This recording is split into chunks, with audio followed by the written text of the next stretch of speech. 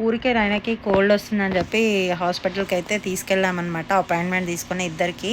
So doctor అయితే ఏం చెప్పిందంటే, చిన్నది కదా, ప్రీ స్కూలే కాబట్టి రెగ్యులర్గా వస్తుంటుంది, మంత్లో 20 days కోల్డ్లో ఉన్నా కూడా డోంట్ వరీ అని చెప్పిందనమాట.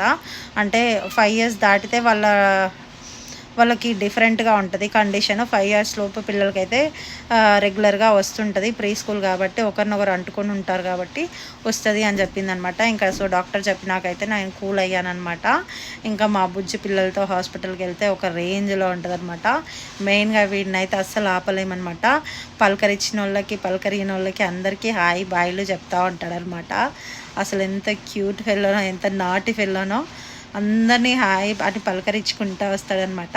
సో ఇంకా డాక్టర్ అయితే వీళ్ళిద్దరిని చెక్ చేశాకైతే ఇంకా ఇంటికైతే వచ్చేసామన్నమాట. హాస్పిటల్ మొత్తం వీళ్ళిద్దరిదే అయినట్టు తిరుగుతున్నారనమాట.